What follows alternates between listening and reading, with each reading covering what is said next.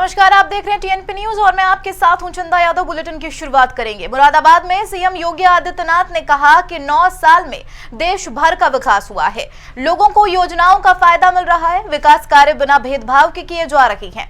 उन्होंने आगे कहा, विदेश में भारत का मान सम्मान बढ़ा है। भारत ने कोरोना काल में कई देशों की मदद की है। भारतवासियों को भी फ्री वैक्सीन और राशन भी दिया गया। किसानों को आज सम्मान निधि मिल रही है और बीजेपी लगातार गरीबों का मदद कर रही है। आज आप देख सकते हैं सिटी आज कूड़े का ढेर नहीं, स्मार्ट सिटी है, स्वच्छ सुंदर शहर, ये हमारी पहचान बन रही है। आज शहरों में शोभों का आतंक नहीं, सेफ सिटी है। कोई भी बेटी, कोई भी व्यापारी अपना व्यापार कर सकता है, कोई सुरक्षा में सेंध नहीं लगा सकता, कोई नहीं लगा सकता। आज व्यापारी से कोई व्यापारी नहीं वसूली कर सकता, बल्कि व्यापारी को, स्ट्रीट वेंडर को आज तो हम लोग स्वनिधि योजना से लाभान्वित कर रहे हैं। रंगदारी में फिरौती अब यूपी नहीं है, किसी की बकौती। न भाई बहन की जोड़ी, न बुआ बबुआ की जोड़ी उत्तर प्रदेश अब उत्तर प्रदेश की बकौती नहीं है। उत्तर प्रदेश तो इस जनता जनार्दन की बकौती है। ये जो चाहेगी वही होगा। अब जाति के नाम पर नहीं, परिवारवाद के नाम पर नहीं, अब तो विकास के नाम पर, रोजगार के नाम पर हमारा युवा, हमारा व्यापारी, हमारा नागरिक, हमारी माताएं बहनें, हमारी बेटियां तय करेंगी सत्ता को क्या करना है। उसको सुरक्षा की गारंटी देना सरकार का कर्तव्य है। सरकार अपने कर्तव्यों का निर्वहन करेगी। सीतापुर में केशव प्रसाद मौर्य ने सपा बसपा पर जमकर निशाना साधा है। उन्होंने दोनों पार्टियों पर हमला करते हुए कहा कि दोनों पार्टियां खत्म होने की कगार पर है। वहीं बीजेपी को पूरे प्रदेश में बहुमत मिल रहा है। बीजेपी अब की बार जीत के साथ ट्रिपल इंजन की सरकार बनाएगी। उन्होंने बीजेपी प्रत्याशी नेहा अवस्थी के समर्थन में जनसभा भी की है। आज तारीख 1 तारीख हो गई, आज 1 मई है, मजदूर दिवस है। मालूम है कि नहीं आप लोगों को?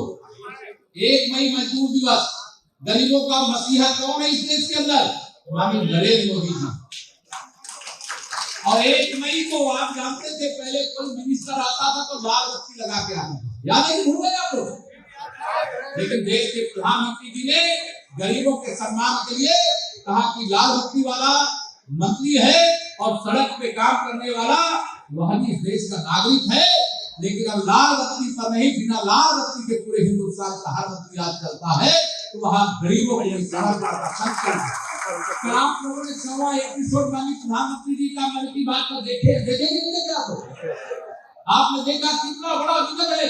ये सपा बसपा कांग्रेस वालों से पूछो, इनके पास कोई विजन है क्या? नहीं है। इनके पास केवल एक ही एजेंडा है कि अगर कोई सरकार बन जाए तो डूब लो जनता को। सपा प्रमुख अखिलेश यादव लखनऊ मेट्रो से निकाय चुनाव का प्रचार करते हुए नजर आए। उन्होंने श्रृंगार नगर मेट्रो स्टेशन से भूतनाथ स्टेशन तक यात्रा भी की। अखिलेश यादव ने गोमती रिवर फ्रंट पर प्रेस वार्ता किया है, जिसमें उन्होंने लोगों को सपा के विकास कार्यों के बारे में जानकारी दी है। समाजवादी पार्टी के वरिष्ठ नेता आजम खान के बेटे अबदुल्ला आजम को सुप्रीम कोर्ट से राहत नहीं मिली है। सुप्रीम कोर्ट ने स्वार विधानसभा सीट से 10 मई को होने वाले मतदान को रोकने से मना कर दिया है। अबदुल्ला को एक मामले में 2 साल की सजा मिलने के बाद वह सदस्यता के अयोग्य हो गए हैं। उन्होंने अपनी अयोग्यता पर रोक की मांग की थी। मुरादाबाद से सपा सांसद डॉक्टर एसटी हसन ने प्रधानमंत्री के मन की बात के 100वें एपिसोड पर तंज कसा है। उन्होंने पीएम मोदी के मन की बात को जुमलेबाजी बताया है। साथ ही मदरसों की सैलरी न देने पर सवाल भी खड़ा किया है।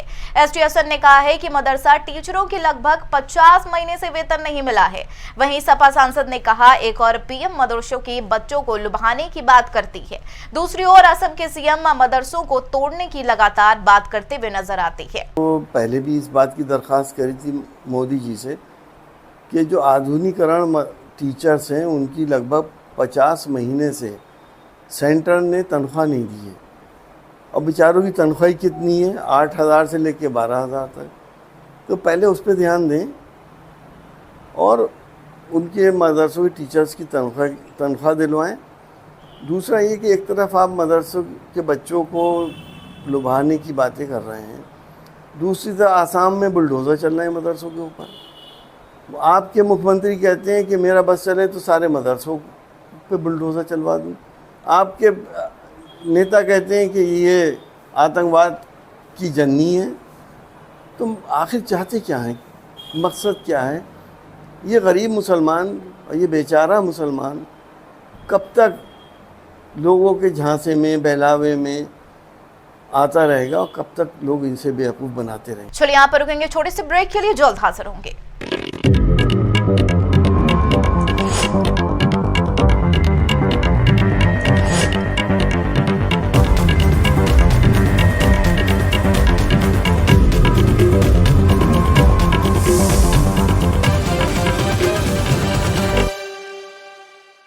ब्रेक के बाद स्वागत है आपका। रुख करेंगे खबरों की ओर। प्रयागराज में आतिक की पत्नी शाइस्ता परवीन को लेकर बड़ी खबर सामने आई है।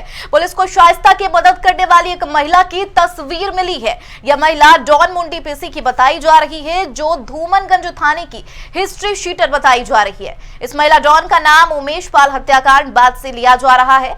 लंबे समय से फरार चल रही महिला डॉन कई बार शाइस्ता परवीन के साथ देखी गई है। मथुरा में कृष्ण जन्मभूमि विवाद पर इलाहाबाद हाई कोर्ट ने फैसला सुनाते हुए मामले को सत्र न्यायालय को सौंप दिया है। हाई कोर्ट के जज प्रकाश पांडे की तरफ से पारित आदेश मामले में सत्र न्यायालय में सुनवाई की बात कही गई है। दरअसल इस मामले में सुन्नी वक्फ बोर्ड के हमाम ने हाई कोर्ट की निगरानी में जांच करने और मस्जिद को बने रहने की दलील दी थी। वहीं इस पर हिंदू पक्ष के वकील का कहना है कि अदालत ने यह फैसला दोनों पक्षों को सुनने के बाद ही लिया है। उच्च न्यायालय ने जो मुस्लिम पक्ष की जो स्टे को खारिज किया है, बहुत ही सराहनीय फैसला है। सभी ब्रजवासियों ने एक दूसरे को मिठाई खिला के खुशी का इजहार किया है। माननीय न्यायालय ने जो मुस्लिम पक्ष ने जो अपील की थी श्री कृष्ण जन्मभूमि से शाही ईदगाह को हटाने वाले केस में, आज उस स्टे को खत्म कर दिया है। ये बहुत ही खुशी का दिन है। माननीय न्यायालय के माध्यम से अब वो दिन दूर नहीं जब औरंगजेब के पाप की निशानी शाही ईदगाह को मथुरा से हटना पड़ेगा। ये बर्थ एक्ट जो 1991 में है पूजा अधिनियम, उसको माननीय न्यायालय ने नहीं माना है। बहुत ही शुभ अवसर है। माननीय जनपद न्यायाधीश महोदय मथुरा द्वारा जो निर्णय दिया गया, और निर्णय में ये माना गया कि प्लेस ऑफ बर्थ एक्ट से हमारा सूट बार्ड नहीं है, नंबर 1। दूसरा ये माना गया कि हमको राइट टू फाइल सूट है। तीसरा ये माना गया कि लिमिटेशन एक्ट से हमारा सूट बार्ड नहीं है। और चौथा ये माना गया कि we have got right to file suit. इन्होंने सुन्नी सेंट्रल बोर्ड और ईदगाह ने इसको माननीय उच्च न्यायालय इस आधार पर चैलेंज किया कि जनपद न्यायाधीश महोदय मथुरा को इस रिवीजन को अपील को सुनने का पिकनोरी क्षेत्राधिकार नहीं था, और ये सारे फैक्ट गलत रख के उन्होंने स्टे करा लिया। जब हम लोग वहाँ अपेयर हुए, मेरठ में नगर निकाय चुनाव से पहले सपा ने दिव्यांग बच्चों को साथ लेकर जुलूस निकाला। इसमें मेयर पद की उम्मीदवार सीमा प्रधान के पति और साथ ही विधायक अतुल प्रधान ने बच्चों के साथ कदमताल की है। इस पूरे जुलूस की वीडियोग्राफी कराई गई। बता दें, जुलूस में परमिशन से ज्यादा लोग शामिल थे, जिसके बाद उस पर सपा विधायक ने कहा, जनता अगर साथ चलती है तो आप कैसे रोक सकते हैं। वाराणसी के डीएवी कॉलेज मैदान पर उस समय हड़कंप मच गया जब क्रिकेट कोच को कुछ लोगों ने गोली मार दी, जिसके बाद खिलाड़ियों ने क्रिकेट कोच को अस्पताल में भर्ती कराया, जहां उनका इलाज किया जा रहा है। घटनास्थल पर पहुंचे डीसीपी ने घटनास्थल का मुआयना किया, जहां मौके से 3 जिंदा कारतूस बरामद किए गए हैं। फिलहाल पुलिस आगे की कार्रवाई में जुट गई है। सुबह आते बच्चे क्रिकेट खेलने वाले सुबह बातचीत कर रहे थे कोहली पर, वहाँ 2 लोग आए बिना कुछ बात से पूछ आए, वहाँ पर गोली मार के भाग गए गली से।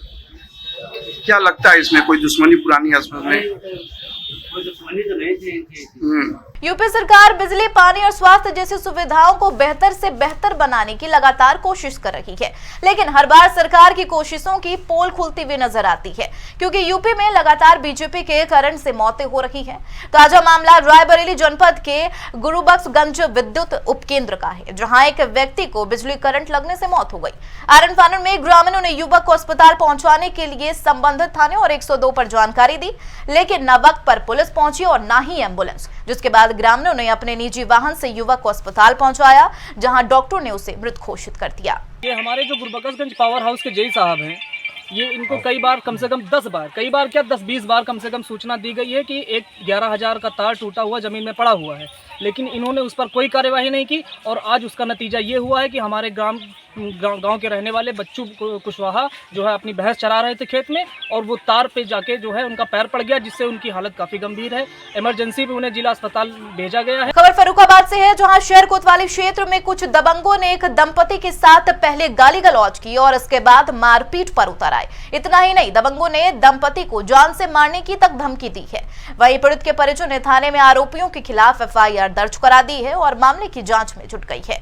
फर्रुखाबाद के मोहल्ला नाला में दो भाइयों के बीच विवाद हो गया, जिसमें एक भाई ने दूसरे भाई को गोली मार दी। घायल को इलाज के लिए शहर के निजी अस्पताल में भर्ती कराया गया है। मौके पर पहुंची पुलिस मामले की छानबीन में जुट गई है। इसी के साथ इस बुलेटिन में मेरे साथ इतना ही। नमस्कार।